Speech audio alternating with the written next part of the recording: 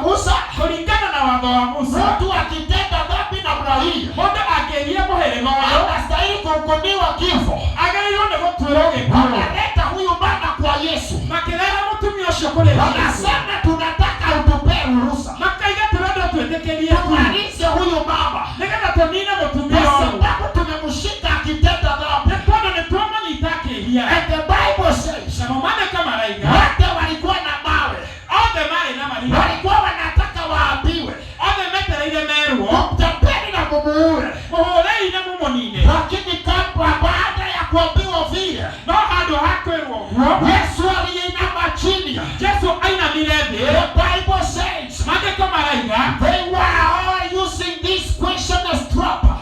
walikuwa wanatumia hili swali ili kumtega. Mstari wake wa 3, Mstari wa 3, praise the Lord. Mwathani agocwo.